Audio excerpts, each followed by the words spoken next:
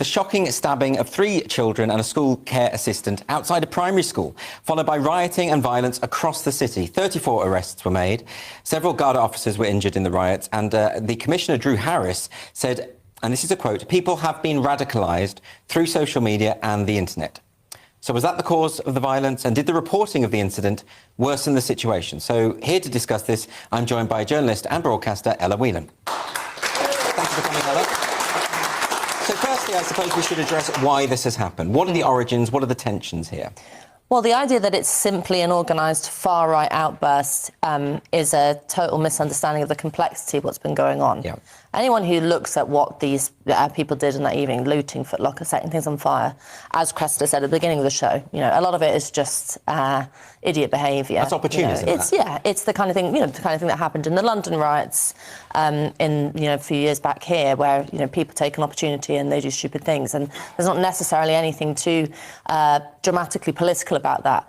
But there is something that happened, and there's a kind of a boiling sort of pot thing going on here, which is that the way in which the incident was reported, of the 2 little girls being stabbed and the care worker and the whole thing that happened, the Irish media, Irish Times, leapt on the opportunity to say this was somebody who was a naturalised citizen. He'd been here for 20 years. There was you could almost feel the sort of tension in the Irish media elite saying, don't go there on the immigrant question, don't go there, even though Dublin is a small town in the capital city, and word had spread that what this person looked like, and so there quite quickly became this sort of tension of they're not telling us the truth. Right. They're lying. They're going to spin this a certain way, and I think that has been a large part of what fed into the outburst of anger.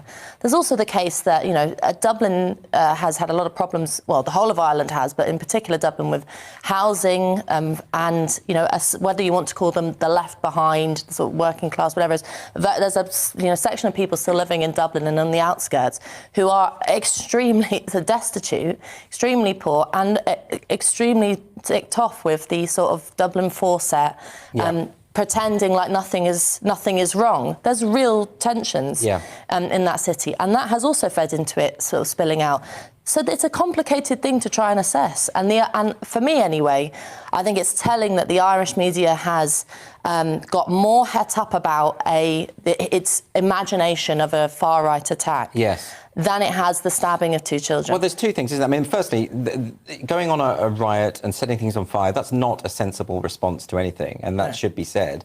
But also, if the media and the police are going to be smearing the entire group of people as far-right, won't that heighten resentment? Yeah, it will. And I mean, Brendan O'Neill wrote for Spiked a few days ago talking about the fact that these people were called lunatics, which is, it might have been just a throwaway word by the Gardaí, but I don't think it was. It was a kind of, you have to be sort of mentally ill to not go along with the official line. Yes. And it has been nauseating, actually, listening to, in particular, British media coverage of what Irish, getting all these people from disinformation units in Ireland, academics, or Alia Varadkar also sort of defining this as sort of saying it's us and them. In fact, actually, Fintan O'Toole wrote an article over the weekend saying, Irish commentator saying, there's the us who are, we love immigrants, there's no problem, we're a nation of immigrant lovers and don't talk about it. And then there's them, these awful oiks who hate immigrants.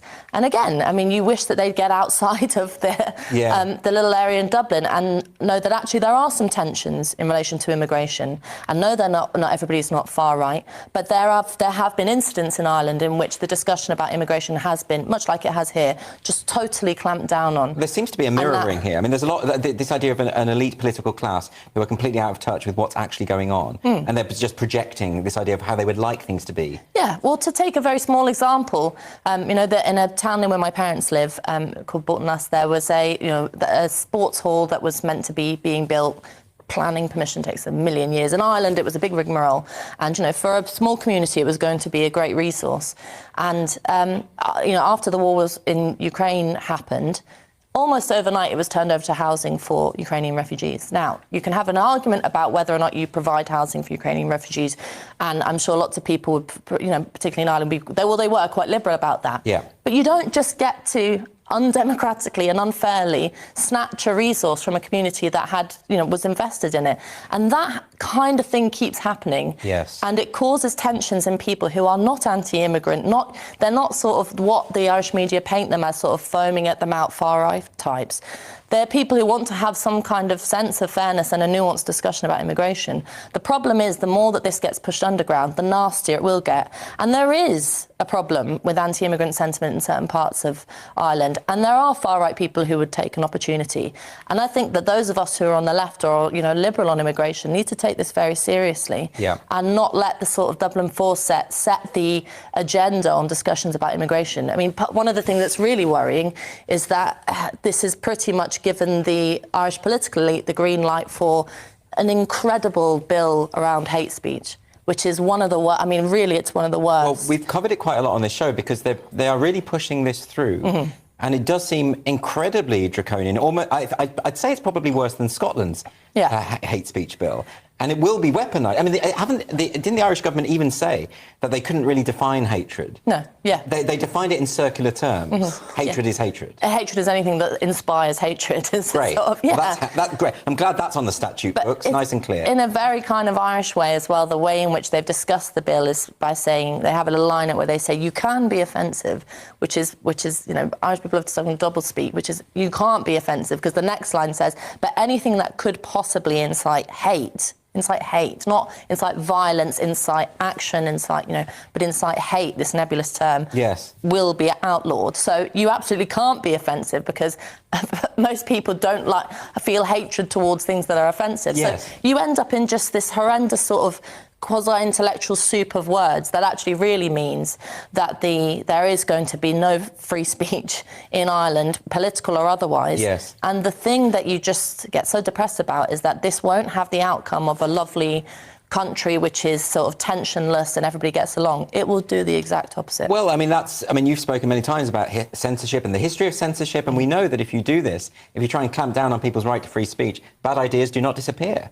No, they don't disappear, but also you lose people who have a sense of principle on an issue, which is that if you take the issue of immigration, if you are liberal about it and you think that you want to have a sort of nuanced discussion about it, and you have a load of people who might disagree with you, but who are saying, we are just not allowed to talk about this, we keep getting called racist, we keep getting called, all the nuance gets lost, and it ends up with an us and them mentality, which the Fintan O'Tooles of this world are very comfortable with because they like to look down their nose at people.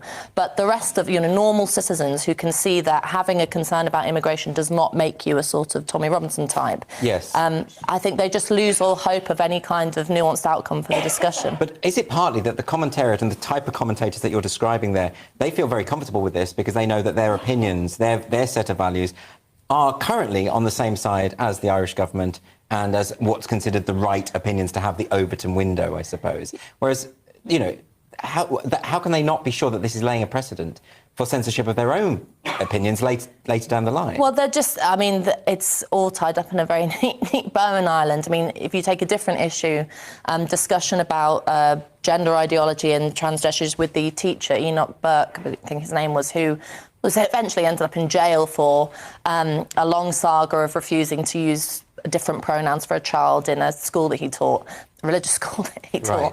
Right. There was such a clampdown of the way in which it was discussed in an RTE in Ireland, so much so that one radio show that had a really nuanced, open discussion about this was immediately petitioned and politicians support the petition to be taken off air. So there just is such maybe it's to do with the fact that the kind of history of Ireland and the way in which sort of social tensions work there, that they're a completely new sort of religious oppression, which you've written about in the New Puritans. Ireland is such a great example of that, of sort of don't rock the boat mentality, a kind of keep your mouth shut mentality within the political elite has just allowed a really repressive cultural attitude to kind of prevail. But the important thing to know is that normal people aren't going along with it, and there's a lot of bubbling tension, and it could go one of two ways. It could go in a kind of you hope, and I think we should push for it to go in a sort of pro-free speech, pro-freedom, pro-democracy, open debate way. But if there's too much clampdown, then it could go to quite dark territory. Ella Whelan, thank you very much for joining us.